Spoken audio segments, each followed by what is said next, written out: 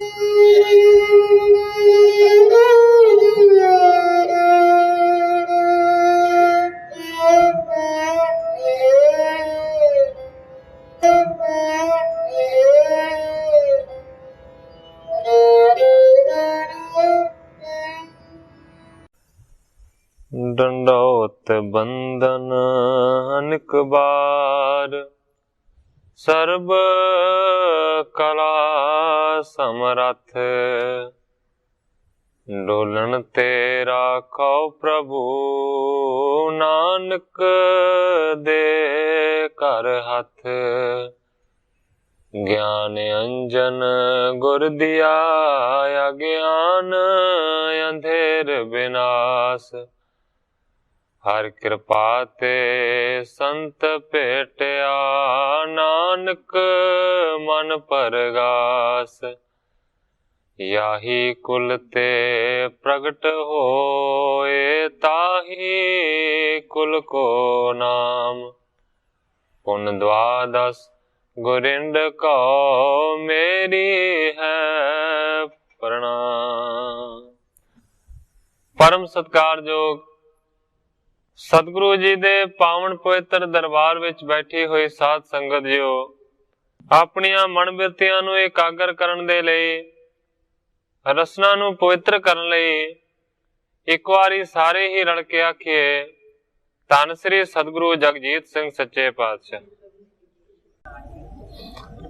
सतगुरु अंगद देव सच्चे पातशाह जी दा पावन पवित्र इतिहास साहब जी श्रवण कर रहे सी। परसों पिछले अध्याय की समाप्ति हुई सी। अज एक नवे अध्याय का प्रारंभ ग्रंथाकार भाई संतोख सिंह जी एक दोहरे दे नाल करदे ने।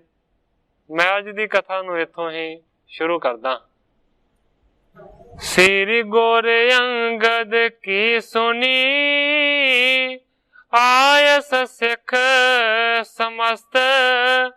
बेसमत होए लागे करन, पूजै करे नमस्त। उस दिन कथा दे विच आया सी कि सतगुरु अंगद देव सच्चे पातशाह जी ने सिखां नूं हुक्म कीता कि मेरी तैयारी है, सारी जिहड़ी तैयारी है वह कीती जावे। इस तो इलावा सतगुरां ने बचन कीता सी 5 पैसे, एक नारियल ते वड्डी सारी फुल्लां दी माला तैयार करके लियाओ।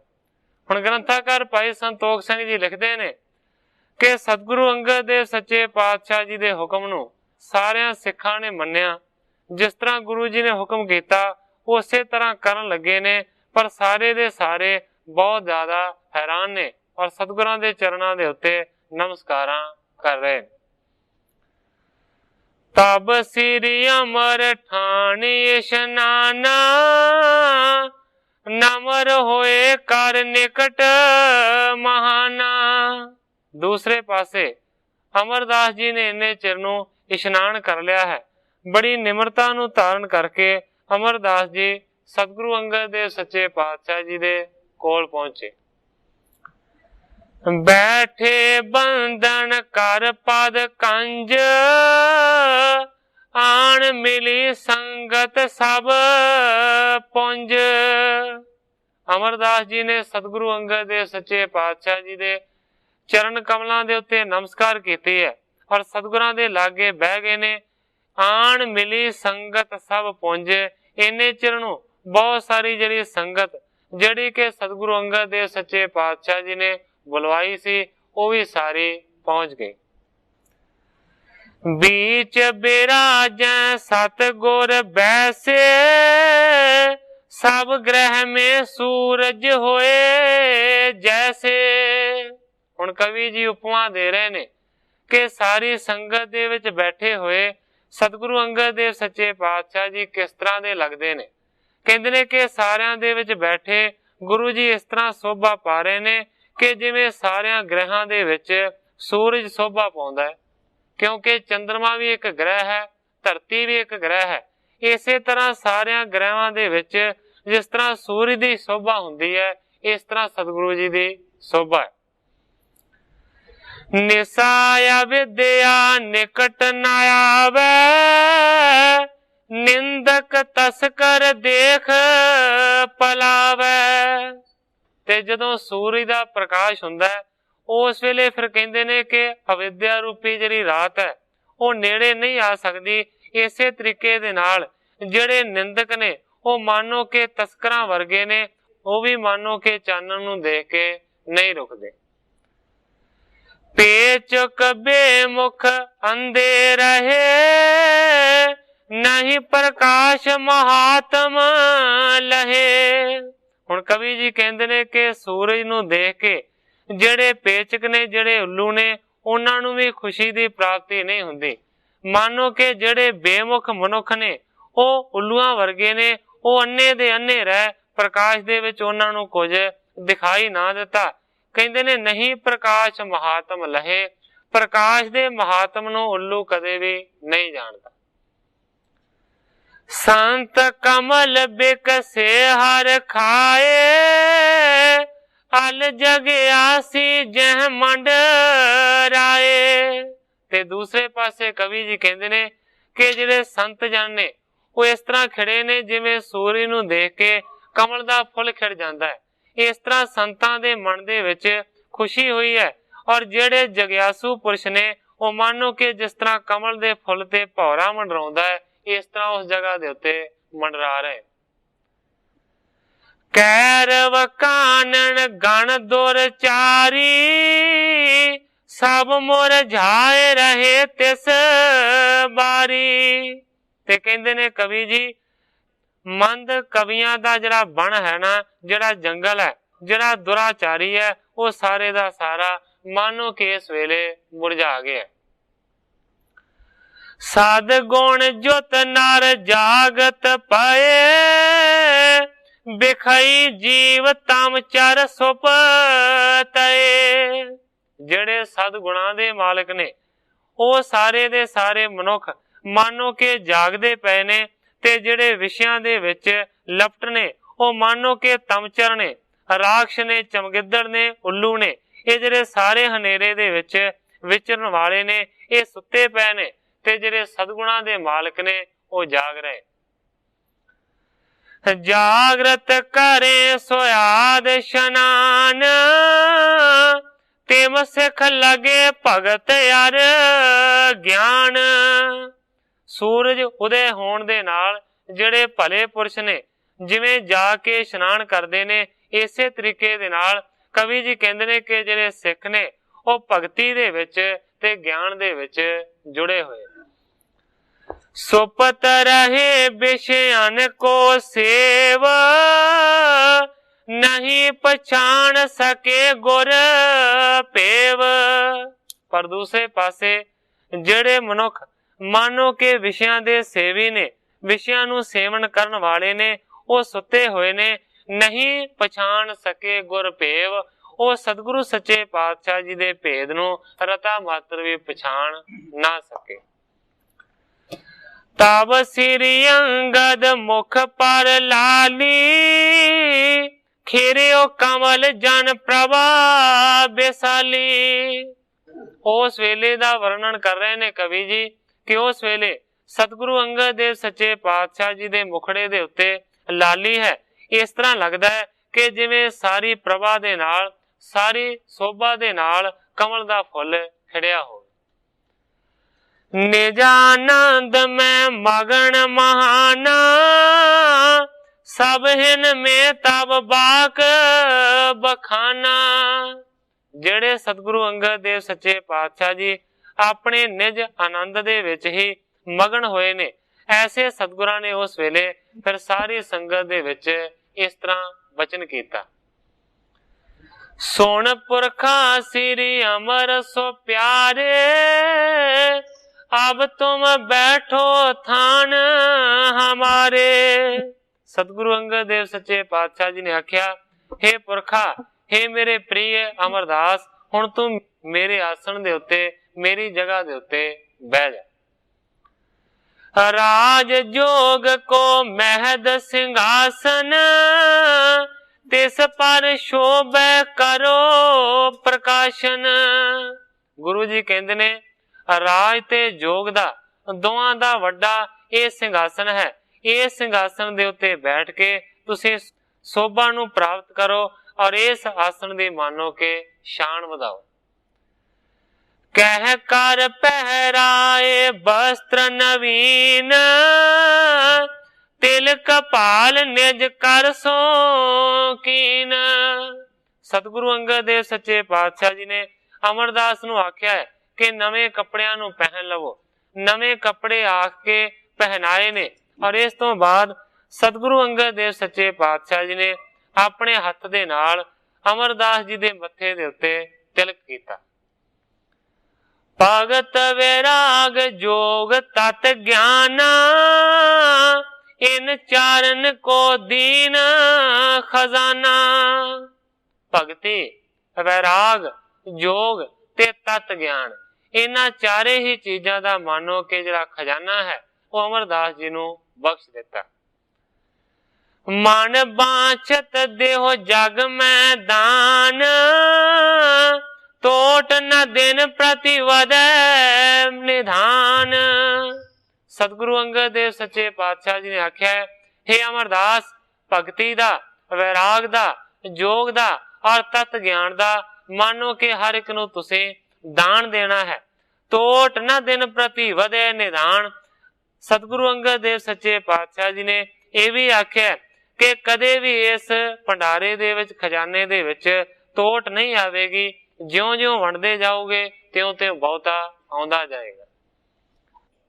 तारक मंत्र सबन पर छाया, वाहे गुरु मुख जाप जपाया।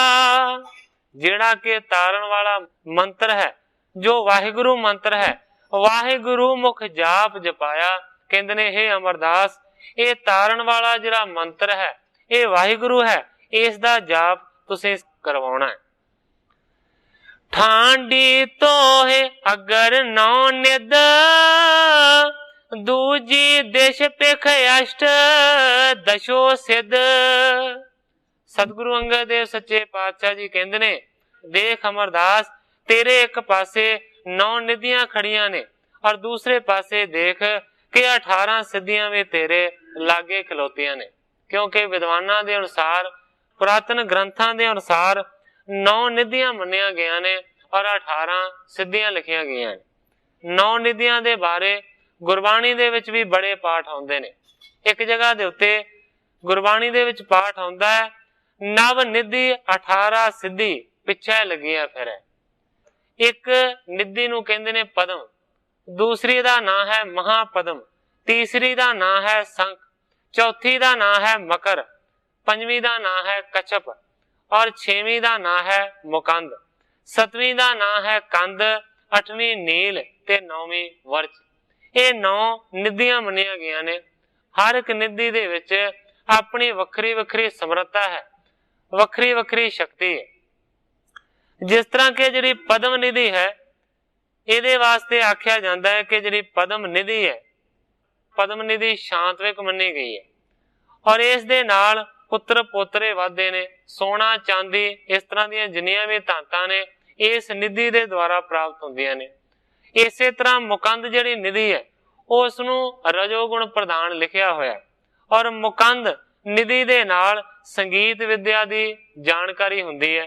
इस तो इलावा जिहड़े कवि ने, जिहड़े गवैये ने, मानो हर वेले हाजिर रहिंदे ने। इसे ही तरीके दे नाल जिहड़ी मकर निधि है, मकर निधि तमोगुण प्रधान मन्नी गई है और इस दे नाल जिवें शस्त्र चलाउण दी विद्या वो हुंदी है प्राप्त। और इस तो इलावा जिहदे विच तमोगुण वाली ये मकर निधि होवे, वो मानो के सारियां उत्ते हावी हुंदा है, सारियां दे उत्ते हुकूमत करदा है। इसे तरीके दे नाल जिहड़ियां 18 सिद्धियां ने, उन्हां दी भी अपनी वखरी वखरी महानता है। जिस तरह के पहली निधि है अणिमा। अणिमा तो भाव हुंदा है कि जिहड़ा बहुत ही ज्यादा छोटा हो सकदा है। इतिहास दे विच प्रमाण हुंदा है, सतगुरु प्रताप सिंह सच्चे पातशाह जी दे उपदेश दे विच असीं सुणदे हां। सतगुरु प्रताप सिंह सच्चे पातशाह जी कहंदे ने कि जदों युद्ध हो रहा सी रावण दी फौज दे विच और रामचंद्र जी दी फौज दे विच, उस वेले कहंदे ने कि किसी खुफीए ने आण के खबर दित्ती कि मेघनाथ एक ऐसे मंत्र का जाप कर रहा है, जेकर उसका जाप पूर्ण हो गया तो फिर वो किसी तो जित्या नहीं जाएगा। जदों भगवान रामचंद्र जी नूं इसका पता लगा तो उन्होंने फिर हनुमान की ड्यूटी लाई कि उसके मंत्र नूं सफल नहीं होने देना। उस वेले हनुमान जिहड़ा कि रिद्धियां सिद्धियां का मालक सी, उसने फिर हनुमा नां दी जिहड़ी सिद्धि सी ना, उसकी उस वेले वरतों की बहुत ज्यादा छोटे रूप दे विच हो गया। सतगुरु प्रताप सिंह सच्चे पातशाह जी के कथन के अनुसार एक मक्खी का रूप धारण किया हनुमान ने, ते जिहड़ा मंत्र का पाठ दे के कर रहा सी ग्रंथ दे उत्तों, उस दे उत्ते जाके हनुमान बह गया। चंगे तरीके दे नाल मेघनाथ तो उस शब्द का उच्चारण ना हो सकिया, उसका मंत्र भंग हो गया, जिस दे फलस्वरूप संकल्प दे विच कामयाब ना हो सकिया। इसे करके सतगुरु साहिबाना दा यही हुक्म है कि जदों भी किते गुरबाणी का पाठ करो, हर एक तरीके दे नाल शुद्ध होना चाहिए। ये शुद्ध नहीं ते किसी काम का नहीं। मेरा सिर्फ कहने तो भाव है कि अणमा जिहड़ी सिद्धि है ना, इहदे नाल मनुख छोटे तो छोटा जिन्ना चाहे छोटा हो सकता है। इसे तरीके दे नाल अगे जिहड़ी सिद्धि है दूसरे नंबर दी, उन्होंने कहते ने महिमा। महिमा तो भाव हुंदा है कि जिहड़ा बहुत ज्यादा वड्डा हो जाए।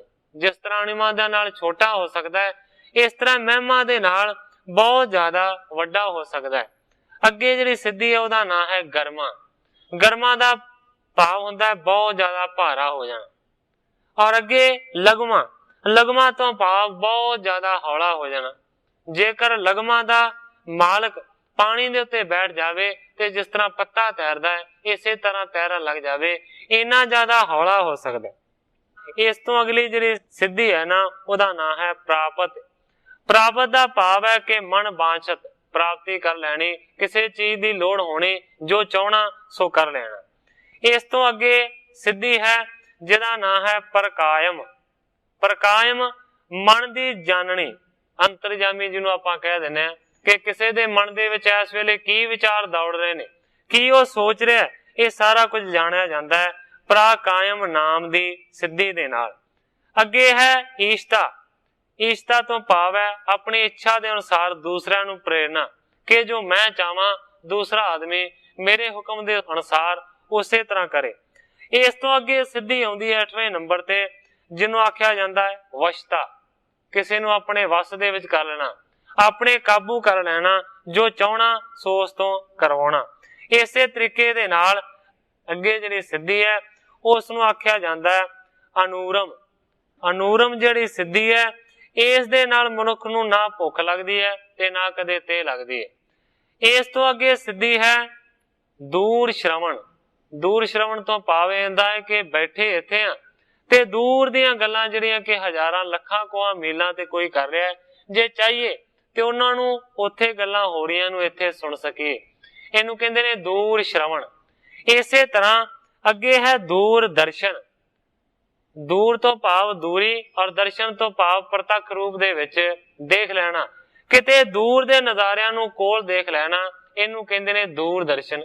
आपां आम करके अजकल देखदे हां कि टैलीविजन ने, टीवी ने, उस टीवी नूं इसे करके दूरदर्शन आख्या जाता है कि दूर दे नज़ारियां नूं कोल लिया के दिखा दिंदा है। इहनूं कहंदे ने सिद्धि नूं दूरदर्शन। इस तो अगे है मनोवेग।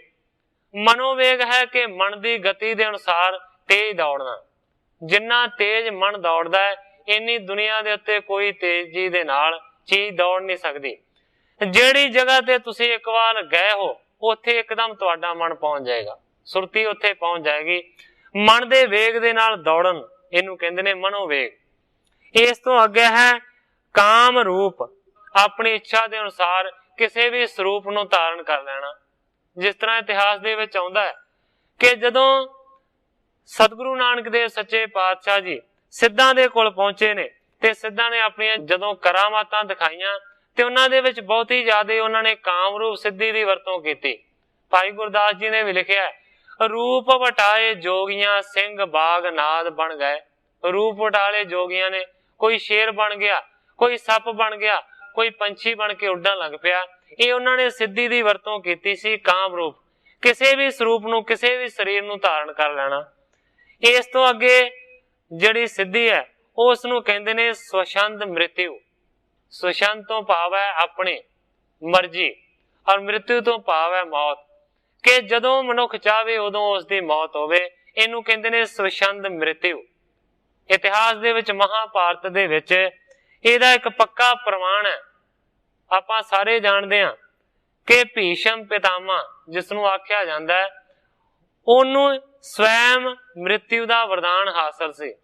ਉਹਦੇ ਪਿਤਾ ਨੇ ਹੀ ਉਸ ਨੂੰ ਇਹ ਵਰਦਾਨ ਦਿੱਤਾ ਸੀ ਕਿ ਜਦੋਂ ਤੂੰ ਚਾਹਵੇਂਗਾ ਉਦੋਂ ਤੇਰੀ ਮੌਤ ਹੋਵੇਗੀ। ਆਪਾਂ ਇਤਿਹਾਸ ਦੇ ਵਿੱਚ ਦੇਖਦੇ ਹਾਂ ਕਿ ਭਾਵੇਂ ਕਿ ਅਰਜਨ ਨੇ ਤੀਰਾਂ ਦੀ ਸੇਜਾ ਦੇ ਉੱਤੇ ਸਵਾ ਦਿੱਤਾ ਭੀਸ਼ਮ ਨੂੰ, ਪਰ ਉਸ ਨੂੰ ਮਾਰ ਨਹੀਂ ਸਕਿਆ, ਕਿਉਂਕਿ ਦੁਨੀਆ ਦੀ ਕੋਈ ਵੀ ਤਾਕਤ ਉਸ ਨੂੰ ਮਾਰ ਨਹੀਂ ਸੀ ਸਕਦੀ। ਉਹਨੂੰ ਸਵਛੰਦ ਮ੍ਰਿਤਯੂ ਦਾ ਵਰਦਾਨ ਹਾਸਲ ਸੀ। ਇਸ ਕਰਕੇ ਅਖੀਰ ਦੇ ਵਿੱਚ ਜਦੋਂ ਭੀਸ਼ਮ ਨੇ ਆਪ ਇੱਛਾ ਕੀਤੀ ਕਿ ਮੈਂ ਮਰ ਜਾਵਾਂ, ਤਾਂ ਉਹ ਮਰਿਆ। ਉਸ ਨੂੰ ਸੀ ਸਵਛੰਦ ਮ੍ਰਿਤਯੂ ਦਾ ਵਰਦਾਨ ਹਾਸਲ। ਇਸੇ ਤਰੀਕੇ ਦੇ ਨਾਲ ਜਿਹੜੀ ਸਵਛੰਦ ਮ੍ਰਿਤਯੂ ਹੈ, ਇਹ ਵੀ ਇੱਕ ਸਿੱਧੀ ਹੈ। ਇਸ ਤੋਂ ਅੱਗੇ ਹੈ ਸੁਰ ਕ੍ਰੀੜਾ। ਸੁਰ ਤੋਂ ਭਾਵ ਹੁੰਦਾ ਹੈ ਦੇਵਤਾ, ਕ੍ਰੀੜਾ ਤੋਂ ਭਾਵ ਹੈ ਖੇਡਾਂ ਕਰਨੀਆਂ। ਜਿਹੜਾ ਮਨੁੱਖ ਮੰਨੋ ਕਿ ਇੱਥੋਂ ਤੱਕ ਗਮਤਾ ਕਰ ਸਕਦਾ ਹੈ ਕਿ ਸਵਰਗ ਦੇ ਦੇਵਤਿਆਂ ਦੇ ਨਾਲ ਮਿਲ ਕੇ ਮੌਜਾਂ ਕਰ ਸਕਦਾ ਹੈ, ਉਹਨੂੰ ਮੰਨ ਲਓ ਕਿ ਸੁਰ ਕ੍ਰੀੜਾ ਨਾਂ ਦੀ ਸਿੱਧੀ ਹਾਸਲ ਹੈ। ਇਸ ਤੋਂ ਅੱਗੇ ਹੈ ਸੰਕਲਪ ਸਿੱਧੀ। ਜੋ ਵੀ ਮਨ ਦੇ ਵਿੱਚ ਫੁਰਨਾ ਹੋਣਾ, ਜੋ ਵੀ ਸੰਕਲਪ ਪੈਦਾ ਹੋਣਾ, ਉਹ ਪੂਰਾ ਹੋ ਜਾਣਾ। ਅੱਗੇ ਹੈ ਅਪਰਤ ਗਤ। ਮਾਨੋ ਕਿ ਜਿਸਨੂੰ ਕਿਸੇ ਵੀ ਜਗ੍ਹਾ ਦੇ ਉੱਤੇ ਜਾਣ ਤੋਂ ਕੋਈ ਰੋਕ ਟੋਕ ਨਹੀਂ ਹੈ, ਐਸੀ ਸਿੱਧੀ ਨੂੰ ਆਖਿਆ ਜਾਂਦਾ ਹੈ ਅਪਰਤ ਗਤ। ਮੇਰਾ ਸਿਰਫ ਕਹਿਣ ਤੋਂ ਭਾਵ ਇਹ ਸੀ ਕਿ ਨਿੱਧੀਆਂ ਤੇ ਸਿੱਧੀਆਂ ਦੀਆਂ ਸ਼ਕਤੀਆਂ ਨੇ। ਗੁਰਬਾਣੀ ਦੇ ਵਿੱਚ ਬਾਰ-ਬਾਰ ਕਈ ਪ੍ਰਮਾਣ ਆਉਂਦੇ ਨੇ। ਸਤਿਗੁਰੂ ਅਰਜਨ ਦੇਵ ਸੱਚੇ ਪਾਤਸ਼ਾਹ ਜੀ ਲਿਖਦੇ ਨੇ, ਅਸ਼ਟ ਸਿੱਧ ਨਵ ਨਿਧ ਇਹ ਕਰਮ ਪ੍ਰਾਪਤ ਜਿਸ ਨਾਮ ਦੇ। ਗੁਰੂ ਅਰਜਨ ਦੇਵ ਸੱਚੇ ਪਾਤਸ਼ਾਹ ਜੀ ਇਸ ਤਰ੍ਹਾਂ ਆਪਣੀ ਗੁਰਬਾਣੀ ਦੇ ਵਿੱਚ ਫਰਮਾਨ ਕਰਦੇ ਨੇ। ਇਸ ਤੋਂ ਇਲਾਵਾ ਸੁਖਮਨੀ ਸਾਹਿਬ ਦੇ ਵਿੱਚ ਸਤਿਗੁਰੂ ਅਰਜਨ ਦੇਵ ਸੱਚੇ ਪਾਤਸ਼ਾਹ ਜੀ ਨੇ ਲਿਖਿਆ, ਪ੍ਰਭ ਕੈ ਸਿਮਰਨ ਰਿੱਧ ਸਿੱਧ ਨੌ ਨਿਧ, ਕਿ ਪ੍ਰਭੂ ਦੇ ਸਿਮਰਨ ਦੇ ਨਾਲ 9 ਨਿਧੀਆਂ ਤੇ 18 ਸਿੱਧੀਆਂ ਮਿਲਦੀਆਂ ਨੇ। ਹੁਣ ਸਤਿਗੁਰੂ ਅੰਗਦ ਦੇਵ ਸੱਚੇ ਪਾਤਸ਼ਾਹ ਜੀ ਕਹਿ ਰਹੇ ਨੇ, ਹੇ ਅਮਰਦਾਸ ਦੇਖ, ਇੱਕ ਪਾਸੇ ਤੇਰੇ 9 ਨਿਧੀਆਂ ਖਲੋਤੀਆਂ ਨੇ, ਇੱਕ ਪਾਸੇ ਤੇਰੇ 18 ਸਿੱਧੀਆਂ ਖਲੋਤੀਆਂ ਹੋਈਆਂ ਨੇ। ਰਿੱਧੀਆਂ ਤੇ ਸਿੱਧੀਆਂ ਤੇਰੇ ਲਾਗੇ ਖੜੀਆਂ। ਸਨਮੁਖ ਖਰੀ ਲక్ష్ਮੀ ਤੇਰੇ, ਸੁਰ ਗੰਧਰਵ ਕਿੰਨਰ ਗਨ ਹੇਰੇ। ਕਹਿੰਦੇ ਨੇ ਦੇਖ ਅਮਰਦਾਸ, ਤੇਰੇ ਸਾਹਮਣੇ ਖੜੀ ਹੈ ਲక్ష్ਮੀ, ਮਾਇਆ ਤੇਰੇ ਸਾਹਮਣੇ ਖਲੋਤੀ ਹੈ। ਇਸ ਤੋਂ ਇਲਾਵਾ ਸਵਰਗ ਦੇ ਸਾਰੇ ਦੇਵਤੇ ਖਲੋਤੇ ਨੇ। ਗੰਧਰਵ ਆਖਿਆ ਜਾਂਦਾ ਜਿਹੜੇ ਸਵਰਗ ਦੀ ਸਭਾ ਦੇ ਵਿੱਚ ਗਾਇਨ ਕਰਦੇ ਨੇ, ਗਵਈਏ। ਇਹ ਸਾਰੇ ਗੰਧਰਵ ਗਵਈਏ ਤੇਰੇ ਹਜੂਰ ਖਲੋਤੇ ਨੇ। ਜਿਹੜੇ ਕਿੰਨਰ ਨੇ, ਇਹ ਵੀ ਇੱਕ ਦੇਵਤਿਆਂ ਦੀ ਜਾਤੀ ਹੈ, ਇਹ ਵੀ ਖਲੋਤੇ ਨੇ। ਵਿਦਿਆ ਧਰ ਆਦਿਕ ਸਭ ਆਏ, ਆਗਿਆਕਾਰੀ ਤੁਭ ਸਮੁਦਾਏ। ਇਸ ਤੋਂ ਇਲਾਵਾ ਸਾਰੀ ਵਿਦਿਆ ਦੇ ਧਾਰਨ ਕਰਨ ਵਾਲੇ ਜਿਹੜੇ ਜਾਤੀ ਦੇ ਸਵਰਗ ਦੇ ਦੇਵਤੇ ਨੇ, ਇਹ ਵੀ ਆਏ ਨੇ। ਗੁਰੂ ਜੀ ਕਹਿੰਦੇ ਨੇ ਸਾਰੇ ਦੇ ਸਾਰੇ ਤੇਰੀ ਆਗਿਆ ਦੇ ਅਨੁਸਾਰ ਹੋ ਕੇ ਚੱਲਣਗੇ। तीन लोक में मुख महाने, सब कर जोर खरे अगवाने। सतगुरु अंगद देव सच्चे पातशाह जी कहते ने कि तिन्ना ही लोकां दे जिहड़े मुख ने, आकाश लोक, मात लोक, पताल लोक, ये 3 लोक मन्ने गए ने। कहते ने कि तिन्ना ही लोकां दे जिहड़े सारियां तो प्रधान ने, जिहड़े मुख ने, सब कर जोर खरे अगवाने, सारे दे सारे हाथ जोड़ के हे अमरदास तेरे सामने खलोते। नित अधीन रह हृदय विचारो, नमो करतेन दिशा निहारो। सतगुरु अंगद देव सच्चे पातशाह जी कहते ने कि हमेशा दे वास्ते ये तेरे अधीन बन के रहणगे, जो तू आखेगा ओही करनगे। अपने हृदय दे विच इस गल दी विचार करो। कहते ने नमो करत इन दिशा निहारो। हे अमरदास सारे दे सारे हाथ जोड़ जोड़ के तुहानू नमस्कारां कर रहे ने, कृपा करके इन्हां वाल एक वारी देखो। तब श्री अमर नमर होए कहियो, इन सो मैं कछ काम ना लहियो। ਜਦੋਂ ਸਤਿਗੁਰੂ ਅੰਗਦ ਦੇਵ ਸੱਚੇ ਪਾਤਸ਼ਾਹ ਜੀ ਨੇ ਇਸ ਤਰ੍ਹਾਂ ਦੇ ਬਚਨ ਕੀਤੇ ਤੇ ਬੜੀ ਹੀ ਨਿਮਰਤਾ ਦੇ ਨਾਲ ਹੱਥ ਜੋੜ ਕੇ ਅਮਰਦਾਸ ਜੀ ਕਹਿੰਦੇ ਨੇ, ਇਨਸੋ ਮੈਂ ਕਛ ਕਾਮ ਨਾ ਲਹਿਓ। ਇਹ ਸੱਚੇ ਪਾਤਸ਼ਾਹ, ਇਹ ਗਰੀਬ ਨਵਾਜ, ਇਹ ਜਿੰਨੀਆਂ ਵੀ ਗੱਲਾਂ ਤੁਸੀਂ ਆਖੀਆਂ ਨੇ, ਇਹਨਾਂ ਦੇ ਵਿੱਚੋਂ ਕੋਈ ਵੀ ਗੱਲ ਮੇਰੇ ਕੰਮ ਦੀ ਨਹੀਂ ਹੈ, ਮੇਰੇ ਕਿਸੇ ਕੰਮ ਦੀਆਂ ਨਹੀਂ ਹਨ। ਇਹ ਰਿੱਧੀਆਂ ਤੇ ਸਿੱਧੀਆਂ ਮੇਰੇ ਕਿਸੇ ਵੀ ਕੰਮ ਦੀ ਨਹੀਂ ਹੈ ਲక్ష్ਮੀ। ਸੱਚੇ ਪਾਤਸ਼ਾਹ, ਕਰੋ ਕਹਾ ਮੈਂ ਇਨਕੋ ਲੋਰ, ਬਸੋ ਹਿਰਦੈ ਪਦ ਪੰਕਜ ਤੋਰ। ਅਮਰਦਾਸ ਜੀ ਨੇ ਇੱਕ ਮੰਗ ਮੰਗੀ ਹੈ। ਕਹਿੰਦੇ ਨੇ ਸੱਚੇ ਪਾਤਸ਼ਾਹ, ਲక్ష్ਮੀ ਨਹੀਂ ਚਾਹੀਦੇ, ਦੇਵਤੇ ਸੇਵਕ ਨਹੀਂ ਚਾਹੀਦੇ, 9 ਨਿਧੀਆਂ 18 ਸਿੱਧੀਆਂ ਨਹੀਂ ਚਾਹੀਦੀਆਂ। ਸੱਚੇ ਪਾਤਸ਼ਾਹ, ਮੇਰੇ ਤੇ ਕਿਰਪਾ ਕਰੋ, ਬਸੋ ਹਿਰਦੈ ਪਦ ਪੰਕਜ ਤੋਰ। ਮੈਂ ਚਾਹੁੰਦਾ ਹਾਂ ਕਿ ਮੇਰੇ ਹਿਰਦੇ ਦੇ ਵਿੱਚ, ਇਹ ਸੱਚੇ ਪਾਤਸ਼ਾਹ, ਤੁਹਾਡੇ ਪਵਿੱਤਰ ਚਰਨਾਂ ਦਾ ਨਿਵਾਸ ਹੋਵੇ। ਮੇਰੀ ਇਹ ਮੰਗ ਹੈ, ਮੇਰੀ ਇਹ ਲੋੜ ਹੈ। ਸਭ ਕੇ ਮਨ ਕੀ ਜਾਨੋ ਸੁਆਮੀ, ਜਿਮ ਵਰਤੈ ਤਿਮ ਅੰਤਰ ਜਾਮੀ। ਅਮਰਦਾਸ ਜੀ ਕਹਿੰਦੇ ਨੇ, ਇਹ ਸੱਚੇ ਪਾਤਸ਼ਾਹ, ਤੁਸੀਂ ਤੇ ਹਰ ਇੱਕ ਮਨੁੱਖ ਦੀ ਮਨੋਦਸ਼ਾ ਨੂੰ ਜਾਣਦੇ ਹੋ। ਮਨੁੱਖ ਕੀ ਤੁਹਾਡੇ ਤੋਂ ਮੰਗਦਾ ਹੈ, ਹਰ ਇੱਕ ਹਿਰਦੇ ਦੀ ਗਤੀ ਨੂੰ ਤੁਸੀਂ ਜਾਣਦੇ ਹੋ। ਸੱਚੇ ਪਾਤਸ਼ਾਹ, ਜਾਂ ਤੇ ਮੇਰੀ ਮਨ ਕੀ ਜਾਣ, ਬਸੋ ਹਿਰਦੈ ਨਿਤ ਕਾਂਖ ਮਹਾਨ। ਇਸ ਕਰਕੇ ਮੇਰੇ ਮਨ ਦੀ ਦਸ਼ਾ ਨੂੰ ਵੀ ਜਾਣੋ। ਇਹ ਸੱਚੇ ਪਾਤਸ਼ਾਹ, ਬਸੋ ਹਿਰਦੈ ਨਿਤ ਕਾਂਖ ਮਹਾਨ। ਮੇਰੇ ਮਨ ਦੀ ਇਹੀ ਕਾਂਖਸ਼ਾ ਹੈ, ਇਹੀ ਲਾਲਸਾ ਹੈ ਕਿ ਸੱਚੇ ਪਾਤਸ਼ਾਹ, ਮੇਰੇ ਹਿਰਦੇ ਦੇ ਵਿੱਚ ਤੁਹਾਡਾ ਨਿਵਾਸ ਹੋਵੇ। ਮੇਰੀ ਇਹੀ ਮੰਗ ਹੈ। ਸ੍ਰੀ ਅੰਗਦ ਸੁਣ ਪੁਨ ਸਮਝਾਇਵ, ਬਿਨਾ ਕਹੇ ਇਹ ਸਭ ਟਿਗ ਆਇਵ। ਜਦੋਂ ਅਮਰਦਾਸ ਜੀ ਨੇ ਇਸ ਤਰ੍ਹਾਂ ਆਖਿਆ ਤੇ ਸਤਿਗੁਰੂ ਅੰਗਦ ਦੇਵ ਸੱਚੇ ਪਾਤਸ਼ਾਹ ਜੀ ਨੇ ਕਹਿਣਾ ਸ਼ੁਰੂ ਕੀਤਾ। ਕਹਿੰਦੇ ਨੇ, ਬਿਨਾ ਕਹੇ ਇਹ ਸਭ ਟਿਗ ਆਇਵ। ਕਹਿੰਦੇ ਨੇ, ਬਗੈਰ ਹੀ ਕਹਿਣ ਤੋਂ ਇਹ ਜਿਹੜੀਆਂ ਸਾਰੀਆਂ ਸ਼ਕਤੀਆਂ ਨਾ, ਇਹ ਤੇਰੇ ਕੋਲ ਪਹੁੰਚ ਗਈਆਂ। ਕਰਨ ਹਾਰ ਆਗਿਆ ਨਿਤ ਤੇਰੀ, ਸਗਲ ਭਾਂਤ ਇਨ ਸ਼ਕਤ ਬੜੇਰੀ। ਕਰਨ ਹਾਰ ਨੇ ਸਾਰਾ ਕੁਝ, ਇਹ ਤੇਰੀ ਆਗਿਆ ਦੇ ਅਨੁਸਾਰ ਨਿਤ ਚੱਲਣਗੀਆਂ, ਸਗਲ ਭਾਂਤ ਦੇ ਨਾਲ, ਹਰ ਇੱਕ ਤਰੀਕੇ ਦੇ ਨਾਲ। ਇਹ ਸਾਰੀਆਂ ਸ਼ਕਤੀਆਂ ਤੇਰੀਆਂ ਦਾਸੀਆਂ। ਚਾਹੋ ਕਹੋ ਨਹੀਂ ਚਾਹੋ ਨਾ ਕਹੀਏ, ਇਹ ਸਭ ਨਿਕਟ ਆਪਣੇ ਲਹੀਏ।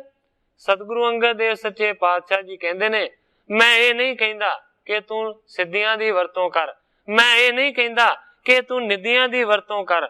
ਗੁਰੂ ਜੀ ਕਹਿੰਦੇ ਨੇ, ਚਾਹੋ ਕਹੋ, ਜੇ ਚਾਹੋਗੇ ਤੇ ਜੋ ਕਹੋਗੇ ਇਹ ਕਰਨਗੀਆਂ, ਜੇ ਨਹੀਂ ਕਹੋਗੇ ਤੇ ਉਸੇ ਤਰ੍ਹਾਂ ਰਹਿਣਗੀਆਂ। ਪਰ ਕਹਿੰਦੇ ਨੇ, ਇਹ ਸਭ ਨਿਕਟ ਆਪਣੇ ਲਈਏ। ਇਹਨਾਂ ਸਾਰੀਆਂ ਚੀਜ਼ਾਂ ਨੂੰ ਆਪਣੇ ਕੋਲ ਰਹਿਣਾ ਤੁਹਾਨੂੰ ਪ੍ਰਵਾਨ ਕਰਨਾ ਪਵੇਗਾ। ਜੇ ਚਾਹੋਗੇ ਤੇ ਜੋ ਚਾਹੋਗੇ ਕਰਾ ਲਓਗੇ, ਜੇ ਨਹੀਂ ਕਹੋਗੇ ਤੇ ਇਸੇ ਤਰ੍ਹਾਂ ਚੁੱਪਚਾਪ ਇਹ ਤੁਹਾਡੇ ਨੇੜੇ ਰਹਿਣਗੇ। ਸਗਲ ਜਗਤ ਕੋ ਤੁਝ ਗੁਰ ਕੀਨਾ, ਰਾਜ ਜੋਗ ਸਿੰਘਾਸਣ ਦੇਣਾ। ਸਤਿਗੁਰੂ ਅੰਗਦ ਦੇਵ ਸੱਚੇ ਪਾਤਸ਼ਾਹ ਜੀ ਕਹਿੰਦੇ ਨੇ ਕਿ ਸਾਰੀ ਦੁਨੀਆ ਦਾ ਜਿਹੜਾ ਗੁਰੂ ਹੈ, ਉਹ ਅਸੀਂ ਤੁਹਾਨੂੰ ਬਣਾ ਦਿੱਤਾ ਹੈ। ਰਾਜ ਤੇ ਜੋਗ ਦਾ ਮਿਲਿਆ ਹੋਇਆ ਜਿਹੜਾ ਸਿੰਘਾਸਨ ਹੈ, ਉਹ ਦਿੱਤਾ ਹੋਇਆ। ਜਿਹਨੂੰ ਵੀ ਮਿਲਦਾ ਹੈ ਰਾਜ ਜੋਗ ਦਾ ਸਿੰਘਾਸਨ, ਗੁਰੂ ਜੀ ਕਹਿੰਦੇ ਨੇ ਉਹਨਾਂ ਦੇ ਕੋਲ ਸਾਰੀਆਂ ਚੀਜ਼ਾਂ ਇਹ ਰਹਿੰਦੀਆਂ। ਵਾਹਿਗੁਰੂ ਕੋ ਸਿਮਰਨ ਸਾਰੇ, ਉਪਦੇਸ਼ੋ ਹੋਏ ਭਗਤ ਉਦਾਰੇ। ਵਾਹਿਗੁਰੂ ਦੇ ਨਾਮ ਦਾ ਸਿਮਰਨ ਕਰਨਾ ਸਾਰਿਆਂ ਨੂੰ, ਇਹ ਉਪਦੇਸ਼ ਦੇਣਾ ਹੈ ਔਰ ਭਗਤੀ ਉਦਾਰ ਦਾ ਪ੍ਰਗਟਾਵਾ ਕਰਨਾ। ਨਰਨ ਹਜ਼ਾਰਨ ਕੋ ਕਲਿਆਣ, ਕਰੋ ਆਪ ਦੇ ਕਰ ਔਰ ਗਿਆਨ। ਹਜ਼ਾਰਾਂ ਹੀ ਲੱਖਾਂ ਹੀ ਮਨੁੱਖਾਂ ਦਾ ਤੁਸੀਂ ਕਲਿਆਣ ਕਰਨਾ ਹੈ ਭਗਤੀ ਦਾ ਉਪਦੇਸ਼ ਦੇ ਕੇ ਔਰ ਉਹਨਾਂ ਦੇ ਹਿਰਦੇ ਦੇ ਵਿੱਚ ਗਿਆਨ ਦਾ ਪ੍ਰਕਾਸ਼ ਕਰਕੇ। ਪ੍ਰੇਮ ਭਗਤ ਮੈਂ ਹੀਰ ਤੁਮਾਰੀ, ਬਸ ਵੈ ਦਈ ਸਮਰਿੱਧੀ ਸਾਰੀ। ਸਤਿਗੁਰੂ ਅੰਗਦ ਦੇਵ ਸੱਚੇ ਪਾਤਸ਼ਾਹ ਜੀ ਕਹਿੰਦੇ ਨੇ ਕਿ ਹੇ ਅਮਰਦਾਸ, ਤੇਰੀ ਪ੍ਰੇਮਾ ਭਗਤੀ ਨੂੰ ਜਾਣ ਕੇ ਮੈਂ ਤੇਰੇ ਵਸ ਦੇ ਵਿੱਚ ਹੋ ਕੇ ਇਹ ਜਿਹੜੀ ਸਾਰੀ ਸਮਰਿੱਧੀ ਹੈ ਉਹ ਤੈਨੂੰ ਦਿੱਤੀ ਹੋਈ ਹੈ। ਸਮਰਿੱਧੀ ਤੋਂ ਭਾਵ ਹੈ ਐਸ਼ਵਰਜ, ਜਸ। ਇਹ ਸਾਰਾ ਕੁਝ ਮੈਂ ਤੈਨੂੰ ਤੇਰੀ ਭਗਤੀ ਦੇ ਮੂਜਬ ਦਿੱਤਾ ਹੈ। पैसे पांच नालियर एक, ले बुढ़े ते जलद बवेक। ग्रंथाकार भाई संतोख सिंह जी लिखते ने कि लागे ही बाबा बुढ़ा जी एक नारियल नूं ते 5 पैसे नूं लैके खड़े सन। उसे वेले बाबा बुढ़ा जी दे हथों 5 पैसे ते नारियल सतगुरु अंगद देव सच्चे पातशाह जी ਜਿਹੜੇ ਕਿ ਗਿਆਨ ਦੇ ਸਮੁੰਦਰ ਨੇ ਉਹਨਾਂ ਨੇ ਫੜ ਲਏ। ਠਾਂਡੇ ਭਏ ਪ੍ਰਦਛਣ ਦੀਨੀ, ਸਿਰ ਗੁਰ ਘਰ ਕੀ ਰੀਤ ਸੋ ਕੀਨੀ। ਖੜੇ ਹੋ ਕੇ ਸਤਿਗੁਰੂ ਅਮਰਦਾਸ ਸੱਚੇ ਪਾਤਸ਼ਾਹ ਜੀ ਦੇ ਦੁਆਲੇ ਪ੍ਰਦਖਣਾ ਕੀਤੀਆਂ ਨੇ। ਸਤਿਗੁਰੂ ਅੰਗਦ ਦੇਵ ਸੱਚੇ ਪਾਤਸ਼ਾਹ ਜੀ ਨੇ ਕਵੀ ਜੀ ਕਹਿੰਦੇ ਨੇ ਸ੍ਰੀ ਗੁਰ ਘਰ ਕੀ ਰੀਤ ਸੋ ਕੀਨੀ। ਜਿਹੜੀ ਗੁਰੂ ਘਰ ਦੀ ਇਹ ਮਰਿਆਦਾ ਬਣੀ ਹੋਈ ਸੀ, ਇਹ ਰੀਤੀ ਬਣੀ ਹੋਈ ਸੀ ਕਿ ਜਿਸ ਤਰ੍ਹਾਂ ਸਤਿਗੁਰੂ ਨਾਨਕ ਦੇਵ ਸੱਚੇ ਪਾਤਸ਼ਾਹ ਜੀ ਨੇ ਗੁਰਿਆਈ ਦਿੱਤੀ ਸੀ ਸਤਿਗੁਰੂ ਅੰਗਦ ਦੇਵ ਸੱਚੇ ਪਾਤਸ਼ਾਹ ਜੀ ਨੂੰ, ਤੇ ਉਹਨਾਂ ਨੇ ਵੀ ਇਸੇ ਰੀਤੀ ਨੂੰ ਮੁਕੰਮਲ ਕੀਤਾ ਸੀ। ਉਸੇ ਤਰ੍ਹਾਂ ਦੀ ਰੀਤੀ ਨਿਭਾਈ ਹੈ ਇਸ ਵੇਲੇ ਸਤਿਗੁਰੂ ਅੰਗਦ ਦੇਵ ਸੱਚੇ ਪਾਤਸ਼ਾਹ ਜੀ ਨੇ, ਜਦੋਂ ਕਿ ਉਹਨਾਂ ਨੇ ਆਪਣਾ ਸਿੰਘਾਸਣ ਦਿੱਤਾ ਹੈ ਅਮਰਦਾਸ। ਪੈਸੇ ਪੰਚ ਅਗਾਰੀ ਤਰੇ, ਚੋਲੀ ਮੈਂ ਨਲੇਰ ਧਰ ਖਰੇ। 5 ਪੈਸੇ ਅੱਗੇ ਰੱਖ ਕੇ ਸਤਿਗੁਰੂ ਅੰਗਦ ਦੇਵ ਸੱਚੇ ਪਾਤਸ਼ਾਹ ਜੀ ਨੇ ਅਮਰਦਾਸ ਜੀ ਨੂੰ ਮੱਥਾ ਟੇਕ ਦਿੱਤਾ ਹੈ ਔਰ ਉਹਨਾਂ ਦੀ ਝੋਲੀ ਦੇ ਵਿੱਚ ਇੱਕ ਨਾਰੀਅਲ ਰੱਖ ਦਿੱਤਾ। ਕਰ ਬੰਧਨ ਸਿੰਘਾਸਣ ਦੀਨਾ, ਸਭ ਸੋ ਬਾਕ ਉਚਾਰਨ ਕੀਨਾ। ਇਸ ਤਰੀਕੇ ਦੇ ਨਾਲ ਗੁਰਿਆਈ ਦੇ ਕੇ ਆਪਣਾ ਸਿੰਘਾਸਣ ਦੇ ਕੇ ਫਿਰ ਸਤਿਗੁਰੂ ਅੰਗਦ ਦੇਵ ਸੱਚੇ ਪਾਤਸ਼ਾਹ ਜੀ ਨੇ ਸਾਰਿਆਂ ਨੂੰ ਸੁਣਾ ਕੇ ਇਸ ਤਰ੍ਹਾਂ ਬਚਨ ਕੀਤਾ। ਕਹਿੰਦੇ ਨੇ ਮੇਰੋ ਸਿੱਖ ਪੁੱਤਰ ਕੈ ਦਾਸ, ਅੰਤ ਸਮੇਂ ਜੋ ਚਾਹੇ ਮਮ ਪਾਸ। ਸਤਿਗੁਰੂ ਅੰਗਦ ਦੇਵ ਸੱਚੇ ਪਾਤਸ਼ਾਹ ਜੀ ਕਹਿੰਦੇ ਨੇ ਭਾਵੇਂ ਮੇਰੇ ਪੁੱਤਰ ਭਾਵੇਂ ਮੇਰੇ ਦਾਸ, ਭਾਵ ਕਿ ਜਿਹੜਾ ਵੀ ਕੋਈ ਚਾਹੁੰਦਾ ਹੈ ਕਿ ਅੰਤ ਦੇ ਸਮੇਂ ਮੇਰੇ ਕੋਲ ਪਹੁੰਚੇ, ਉਹਨਾਂ ਨੂੰ ਇਹ ਕੰਮ ਕਰਨਾ ਪਵੇਗਾ। ਸੋ ਸਭ ਉਠੋ ਬੰਦਨਾ ਠਾਨੋ, ਨਹੀਂ ਅਪਰ ਬਿਦ ਮਨ ਮੈਂ ਆਨੋ। ਜਿਹੜਾ ਵੀ ਇਸ ਮੰਗ ਦਾ ਧਾਰਨੀ ਹੈ ਕਿ ਮੈਂ ਉਹਦੇ ਕੋਲ ਰਵਾਂ ਜਾਂ ਉਹ ਮੇਰੇ ਕੋਲ ਰਵੇ, ਉਹ ਉੱਠ ਕੇ ਇਸ ਅਮਰਦਾਸ ਨੂੰ ਨਮਸਕਾਰ ਕਰੋ। ਹੋਰ ਕਿਸੇ ਵੀ ਪ੍ਰਕਾਰ ਦੀ ਜਿਹੜੀ ਦਲੀਲ ਹੈ ਉਹ ਮਨ ਦੇ ਵਿੱਚ ਧਾਰਨ ਨਾ ਕਰੋ। ਸੁਣ ਕਰ ਬੁੱਢਾ ਸਭਨ ਅਗਾਰੀ, ਖਰੋ ਹੋਏ ਪਗ ਬੰਧਨ ਧਾਰੀ। ਜਦੋਂ ਇਸ ਤਰੀਕੇ ਦੇ ਨਾਲ ਸਤਿਗੁਰੂ ਅੰਗਦ ਦੇਵ ਸੱਚੇ ਪਾਤਸ਼ਾਹ ਜੀ ਨੇ ਬਚਨ ਕੀਤਾ ਤੇ ਕਵੀ ਜੀ ਕਹਿੰਦੇ ਨੇ ਸਾਰਿਆਂ ਤੋਂ ਪਹਿਲਾਂ ਬਾਬਾ ਬੁੱਢਾ ਜੀ ਨੇ ਅੱਗੇ ਹੋ ਕੇ ਸਤਿਗੁਰੂ ਅਮਰਦਾਸ ਸੱਚੇ ਪਾਤਸ਼ਾਹ ਜੀ ਦੇ ਚਰਨਾਂ ਦੇ ਉੱਤੇ ਮੱਥਾ ਟੇਕ ਦਿੱਤਾ, ਨਮਸਕਾਰ ਕੀਤੇ। ਤਿਸ ਪੀਛੇ ਸਿੱਖ ਸੰਗਤ ਸਾਰੇ, ਕਰੀ ਨਮੈ ਸ੍ਰੀ ਅਮਰ ਅਗਾਰੇ। ਬਾਬਾ ਬੁੱਢਾ ਜੀ ਦੇ ਪਿੱਛੋਂ ਸਾਰੀ ਸੰਗਤ ਜਿੰਨੀ ਵੀ ਬੈਠੀ ਸੀ, ਸਾਰਿਆਂ ਨੇ ਆਣ ਕੇ ਸਤਿਗੁਰੂ ਅਮਰਦਾਸ ਸੱਚੇ ਪਾਤਸ਼ਾਹ ਜੀ ਦੇ ਚਰਨਾਂ ਦੇ ਉੱਤੇ ਨਮਸਕਾਰਾਂ ਕੀਤੀਆਂ। ਸ੍ਰੀ ਅੰਗਦ ਨਿਜ ਸੁਤ ਦੇਸ਼ ਦੇਖਾ, ਉਠਿਓ ਨ ਮਨ ਮੈਂ ਗਰਬ ਬਸ਼ੇਖਾ। ਸਾਰਿਆਂ ਨੇ ਨਮਸਕਾਰਾਂ ਕੀਤੀਆਂ ਸਤਿਗੁਰੂ ਅੰਗਦ ਦੇਵ ਸੱਚੇ ਪਾਤਸ਼ਾਹ ਜੀ ਦੇ ਹੁਕਮ ਨੂੰ ਮੰਨ ਕੇ। ਪਰ ਕਵੀ ਜੀ ਕਹਿੰਦੇ ਨੇ ਕਿ ਜਦੋਂ ਸਤਿਗੁਰੂ ਅੰਗਦ ਦੇਵ ਸੱਚੇ ਪਾਤਸ਼ਾਹ ਜੀ ਨੇ ਆਪਣੇ ਵੱਡੇ ਪੁੱਤਰ ਦਾਸੂ ਦੇ ਵੱਲ ਦੇਖਿਆ, ਉਠਿਓ ਨਾ ਮਨ ਮੈਂ ਗਰਬ ਬਸ਼ੇਖਾ। ਕਹਿੰਦੇ ਨੇ ਕਿ ਦਾਸੂ ਨਹੀਂ ਉੱਠਿਆ, ਮਨ ਦੇ ਵਿੱਚ ਬਹੁਤ ਜ਼ਿਆਦਾ ਹੰਕਾਰ ਨੂੰ ਧਾਰਨ ਕਰਕੇ ਬੈਠਾ ਰਿਹਾ। ਦਾਸੂ ਸਾਥ ਭਣਿਓ ਗੁਰਨਾਥ, ਉਠ ਤੁਮ ਪੀਟੇ ਕੋ ਨਿਜ ਮਾਥ। ਜਦੋਂ ਦਾਸੂ ਨਾ ਉੱਠਿਆ ਤੇ ਸਤਿਗੁਰੂ ਅੰਗਦ ਦੇਵ ਸੱਚੇ ਪਾਤਸ਼ਾਹ ਜੀ ਕਹਿੰਦੇ ਨੇ ਹੇ ਦਾਸੂ ਪੁੱਤਰ ਉੱਠ, ਤੂੰ ਵੀ ਉੱਠ ਕੇ ਅਮਰਦਾਸ ਨੂੰ ਮੱਥਾ ਟੇਕ। ਸੁਣੋ ਪਿਤਾ ਇਹ ਦਾਸ ਹਮਾਰਾ, ਇੱਕ ਤੋਂ ਲੀਨ ਸਮਮ ਅਧਿਕਾਰਾ। ਜਦੋਂ ਦਾਸੂ ਨੂੰ ਆਖਿਆ ਕਿ ਤੂੰ ਵੀ ਉੱਠ ਕੇ ਮੱਥਾ ਟੇਕ, ਤੇ ਦਾਸੂ ਕਹਿੰਦਾ ਸੁਣੋ ਪਿਤਾ ਜੀ, ਇਹ ਸਾਡਾ ਦਾਸ ਹੈ, ਮੈਂ ਕਦੇ ਵੀ ਇਸ ਦੇ ਚਰਨਾਂ ਦੇ ਉੱਤੇ ਮੱਥਾ ਨਹੀਂ ਟੇਕ ਸਕਦਾ, कहता एक तो लीन समावा अधिकारा। एक ते पहली गल यह है कि मेरा अधिकार बनता सी कि मैं तुहाडे मगरों गुरियाई दे उत्ते सुशोभित होंदा। एक मेरा अधिकार जिहड़ा सी वो इसने दबा लिया है। कहता द्वितीय उठकर शीस निभावे, ये तो हम ते नहीं बनावे। पहली गल यह है मेरा अधिकार दब लिया, मैं तुहाडा वड्डा पुत्र सा, तुहाडी जगह ते मैं बैठना चाहिदा सा। और दूसरे पासे ये किधर दी नीति है कि मैं तुहाडे दास नूं और अपने दास नूं सिर निभावां, ये तो हम ते नहीं बनावे। दासू कहंदा जी ये गल नहीं हो सकदी, मैं कदे भी दास दे चरणां दे उत्ते नमस्कार नहीं करांगा, भावें तुसी ही हुक्म क्यों ना करो। निज स्थान पर ही टिकाए, हमको छूछे राख सिधाए। दासू कहंदा है पिता जी अन्याय कीता है तुसी। पहली ते गल है कि अपनी जगह ते तुसी मैनू नहीं बिठाया, इसनू बिठा दिता है। हमको छूछा राख सिधाए, सानू दोवां भरावां नू सखणिया करके तुसी जाण दी तैयारी कीती। तुम सो क्या बस चले हमारो, कियो पंथ सब जगते न्यारो।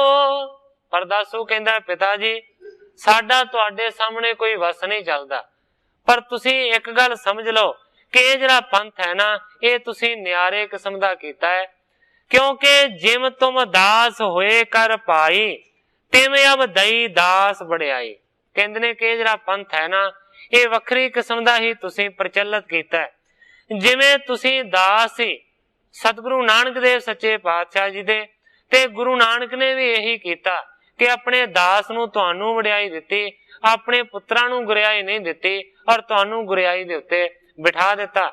तिवें अब दई दास वडियाई, जिस तरह गुरु नानक ने दास नूं तुहानू वडियाई दित्ती कि तुहानू गुरियाई ते बिठा दिता, इसे तरीके दे नाल गुरु नानक दे वांग तुसी भी कहंदे ने अपने दोवां पुत्रां नूं छड्ड दिता ते अपने दास नूं वडियाई दे के इस नूं सिंघासन बख्श दिता।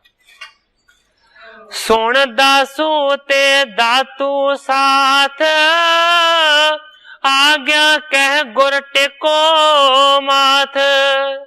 जदों सतगुरु अंगद देव सच्चे पातशाह जी दे हुक्म नूं दासू ने वड्डे पुत्र ने ना मन्निया ते सतगुरु अंगद देव सच्चे पातशाह जी कहंदे ने हे दातू पुत्र उठो, मेरी आग्या दा पालन करो, टेको माथ, अमरदास जी दे चरणां दे उत्ते नमस्कार करो। तिन पी नहीं मानी थित रहे हो, निज बड़ियाई को बच कहियो। ग्रंथाकार भाई संतोख सिंह जी लिखदे ने कि छोटे पुत्र दातू ने भी गुरु जी दे बचन नूं ना मन्निया, वो भी चुप करके बैठा रहा, सगों अपनी वडियाई दी ही गल उसने कीती। श्री अंगद तूषण मुख धारी, भली बुरी सुतों सो ना उचारी। पर उस वेले कवि जी कहंदे ने कि सतगुरु अंगद देव सच्चे पातशाह जी ने चुप नूं धारण कीता है, ना दासू नूं कुछ आख्या ते ना दातू नूं कोई वचन आखे। पुण संगत में कहियो सुनाई, मम स्वरूप अब है सुहाई। दोबारा फिर सतगुरु अंगद देव सच्चे पातशाह जी ने सारी संगत नूं उच्ची सारी कह के सुनाया, मम स्वरूप अब है सुहाई, मेरा स्वरूप आज तो लैके ये अमरदास ही है। मोह में इसमें भेद ना जानो, एक स्वरूप दोनों को मानो। कहंदे ने कि मेरे विच और अमरदास दे विच कोई भेद नहीं है, इको ही स्वरूप दोनों दा तुसी मनो।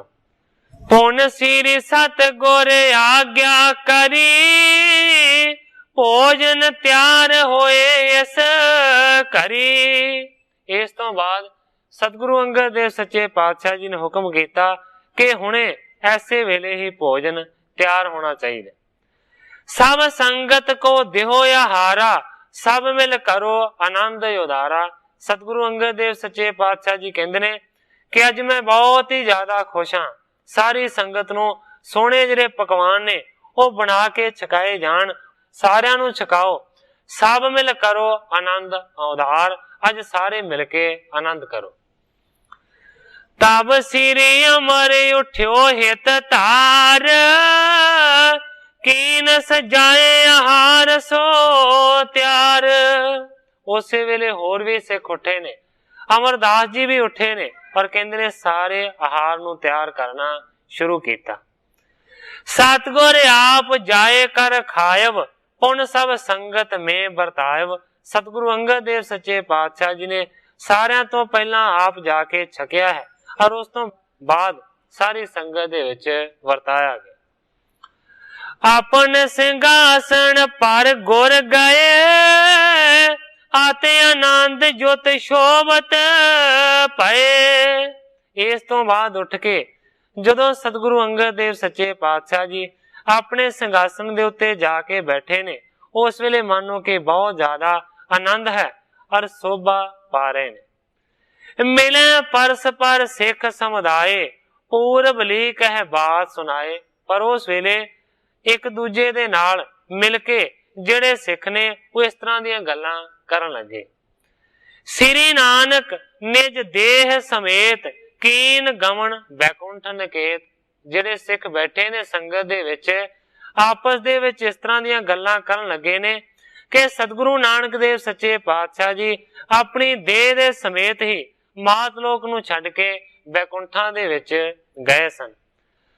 भगत कबीर याद जे पाए, बहुत शरीर समेत सो गए। इस तो इलावा उन्होंने यह भी विचार की है कि जेड़े श्रोमणी भगत कबीर जी होए ने, सुनिया जाता है कि भगत कबीर जी भी इस मात लोक तो अपने शरीर दे समेत ही पहुंचे सन। हुण सिख विचारां कर रहे ने कि सतगुरु नानक देव सच्चे पातशाह जी अपनी देह दे समेत इस मात लोक तो चले गए सन, बैकुंठां दे विच जाके निवास कीता सी। इसे तरह यह भी मन्निया जाता है, सुनन दे विच यह भी गल आउंदी है कि भगत कबीर जी भी समेत देह दे बैकुंठ दे विच गए सन। आपस दे विच सिख सलाहां करदे ने कि इसे तरह होवेगा, क्योंकि हुण सतगुरु अंगद देव सच्चे पातशाह जी ने यह वचन कीता है कि मैं भी मात लोक नू छड्डना है, मैं भी शरीर नू छड्डना है, कि यह भी उन्हां दे वांग समेत शरीर दे ही मात लोक नू छड्ड के जाणगे, जां के दुनियावी पुरखां दे वांग ये अपने देह नू इसे जगह ते रख के जाणगे। भाव के इन्हां दी जिहड़ी मृत्यु है, इन्हां दा जिहड़ा आकार चलाना है, जिहड़ा समाउणा है, वो इसे तरह शरीर दे विच रह के शरीर नू पंज भूतक दे नू इथे छड्ड के जाणगे, जां के भी शरीर दे समेत बैकुंठां दे विच पहुंचणगे। इस तरह दीयां विचारां सिखां दे मन दे विच हो रहीआं ने। सो साध संगत जी, समय दी समाप्ति है। कल नू ग्रंथाकार जी जिस तरह अगली कथा नू बयान करनगे, मैं उसे तरह साध संगत दे सन्मुख अर्ज करांगा।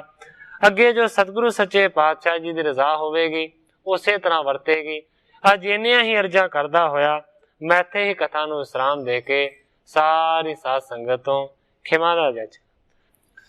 हे अच्युत हे पार ब्रह्म अविनाशी अगनास, हे पूरन हे सर्ब में दुख पंजन गुणतास, हे संगी हे निरंकार हे निर्गुण सब टेक, हे गोविंद हे गुण निधान जाके सदा विवेक, हे अपरंपर हर हरे है पी हो मनहार, हे संतः कै सदा संग निधारा आधार, हे ठाकुर हो दास रो मैं निर्गुण गुण नहीं कोय, नानक दीजै नाम दान राखो ही परोय, याही कुल ते प्रगट होय ताही कुल को नाम, पुन द्वादश गोरिंद को मेरी है प्रणाम।